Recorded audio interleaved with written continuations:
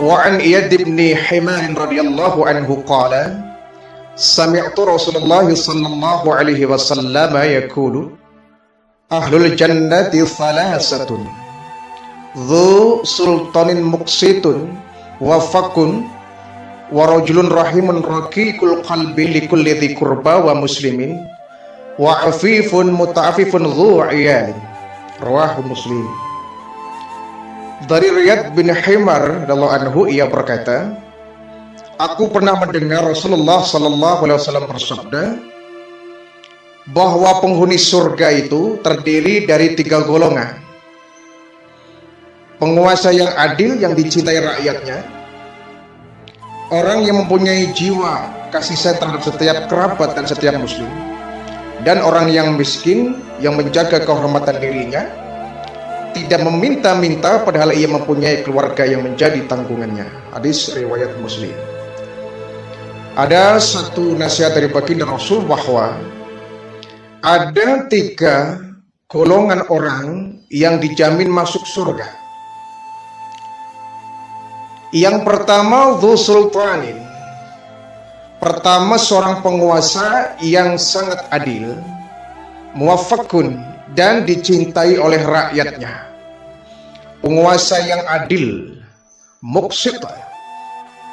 Penguasa yang muqsit, yang bisa memberikan keadilan, yang bisa berbuat adil, yang berdiri di tengah-tengah, ya. Tidak membela A, tidak membela B, tidak membela C. Semua rakyatnya dia ayomi, semua rakyatnya dia penuhi hak-haknya. Penguasa yang adil tentu saja ini menjadi penghuni surga. Kenapa? Dengan keadilannya ia bisa memberikan ketentraman kepada masyarakat luas.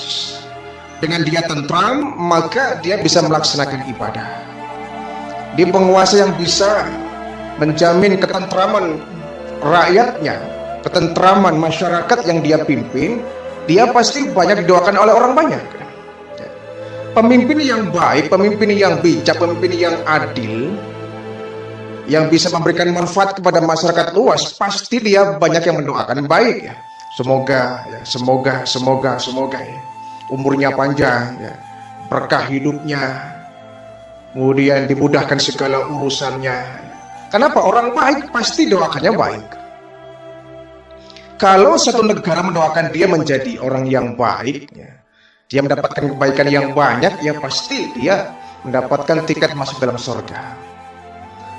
Namun sebaliknya, jika seorang pemimpin dia zalim, pemimpin yang dia semena-mena, pemimpin yang aji mumpung, ya, mumpung dia berkuasa kemudian berbuat seenaknya, apalagi membuat kebijakan-kebijakan dengan semaunya sendiri, tidak manfaat dan maslahat kepada umat, masyarakat dan rakyat banyak disengsarakan olehnya, ya tentu orang banyak yang mendoakan tidak baik. Alah, pemimpin kayak gini, ngapain didukung, ya?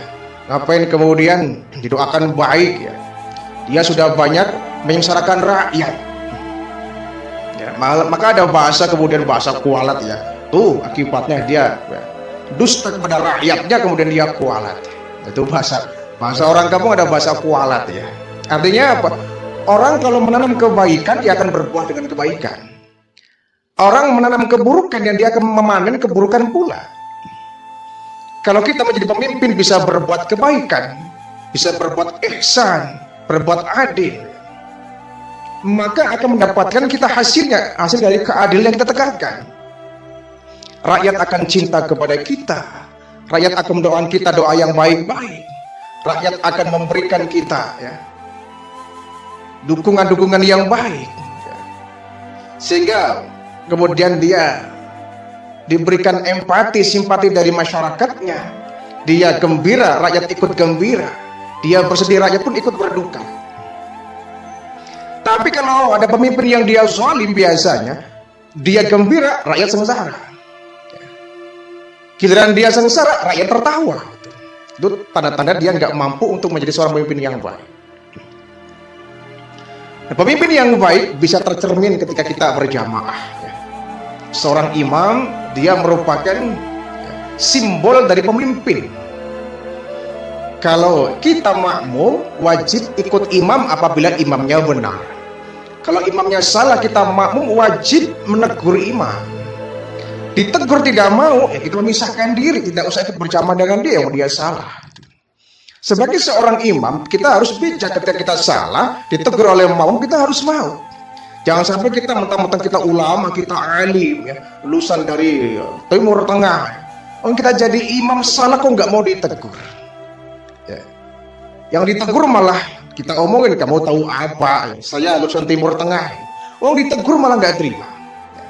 Banyak di sekitar kita pemimpin yang dia salah ditegur oleh rakyat malah nggak terima. Yang negurnya malah ditangkap. Nah, ini kan kacau balau. Ya. Pemimpin yang baik dia menerima aspirasi rakyatnya, ya. Menerima keluhan dari rakyatnya, menerima apa sih maunya rakyat, ya. Apa sih keinginan rakyat, harapan rakyat. Kemudian dia ciptakan satu ketentraman, satu keadilan. Yang seperti ini, dia akan masuk surga, menjadi penghuni surga. Yang kedua kata baginda Rasul, orang yang dijamin masuk surga, rajulun rahimun raqiqul qalbi likulli dzi qurba wa muslimin. Seorang yang mempunyai jiwa kasih sayang terhadap setiap kerabatnya dan setiap muslim. Orang yang punya jiwa kasih sayang, orang yang memiliki jiwa kepedulian, orang yang suka merasakan bahwa orang lain adalah saudaranya, penderitaannya adalah penderitaannya pula, sehingga dia mau berbagi. Seorang muslim yang punya jiwa kasih sayang, bukan muslim yang temperamental, bukan yang suka mencari persoalan, bukan orang yang suka mencari permusuhan, tapi seorang muslim yang berjiwa kasih sayang.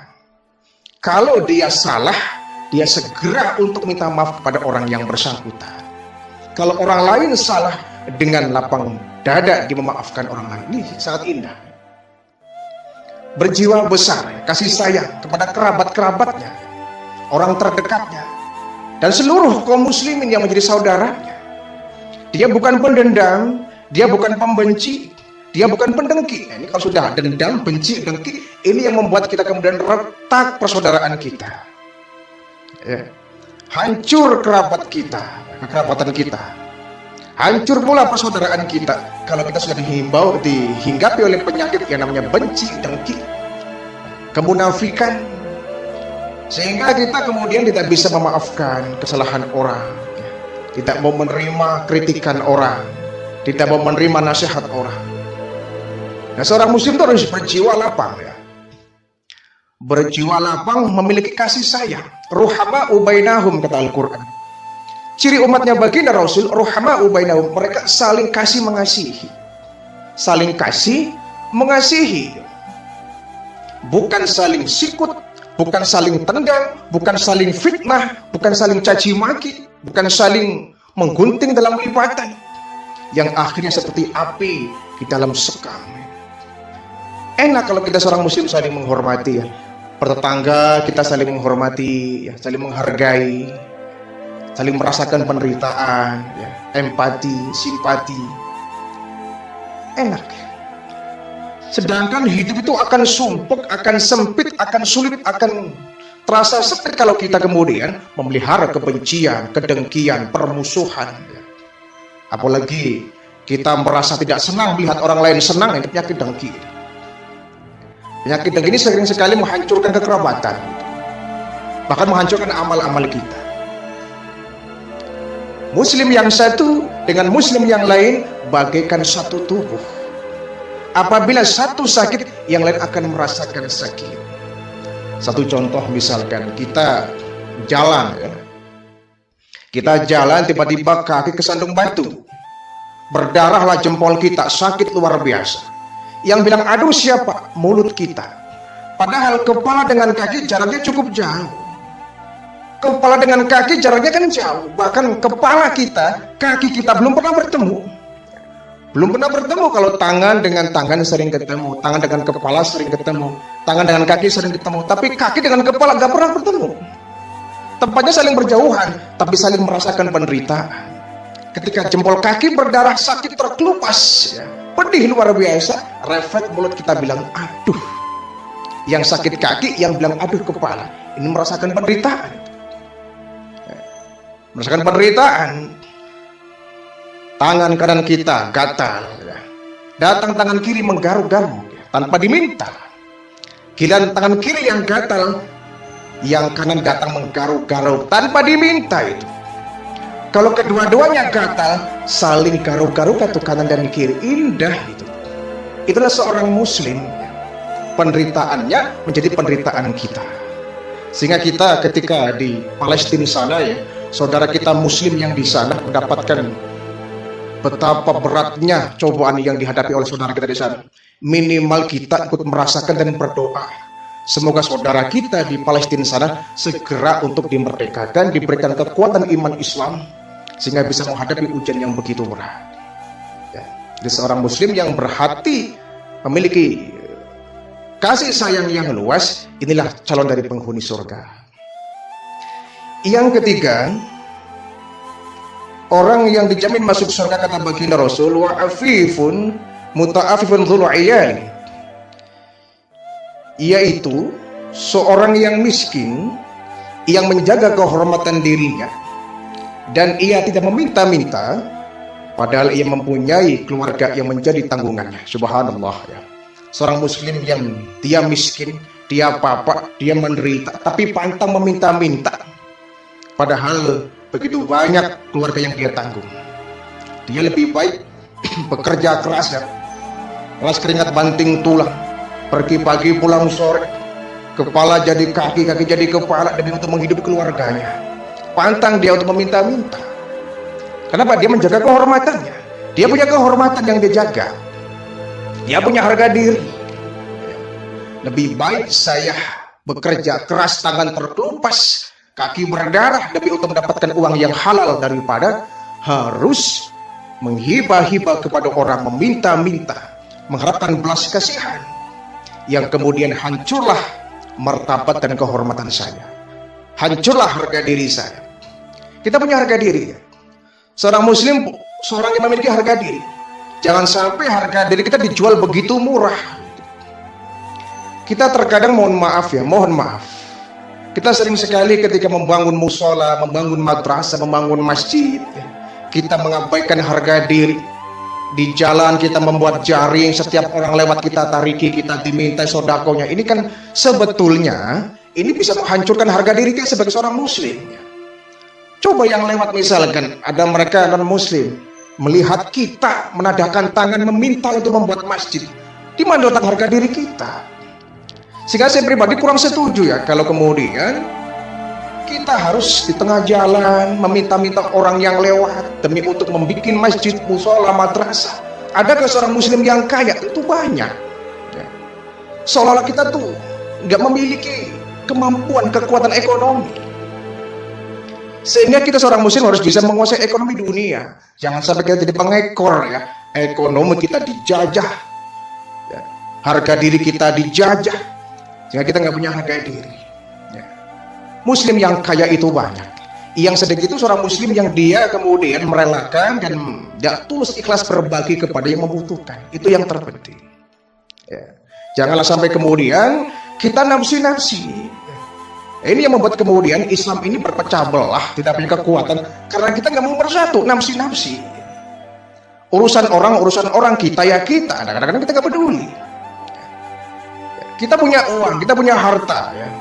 Tetapi sebelah sedang membuat musola, sedang membuat madrasah, kita kurang peduli.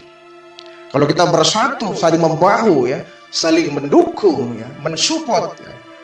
Saudara kita yang sedang punya proyek-proyek besar, membuat yayasan Islam, membuat tempat-tempat tahfidz Quran, kita sumbangkan, kita dermakan, kita wakafkan harta kita. Subhanallah. Tidak ada kemudian peletakan batu pertama sekaligus batu yang terakhir. Itu yang terjadi, ya. Pelangnya besar, mohon bantuannya, mohon doa restunya akan dibikin masjid besar, ya. Peletakan batu pertama begitu ramai, setelah itu lama nggak dilanjutkan.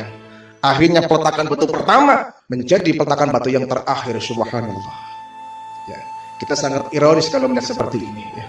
Oleh karena itu, ya, seorang muslim yang baik, biarpun dia seorang yang miskin, tidak berdaya, tidak memiliki harta, tapi pantang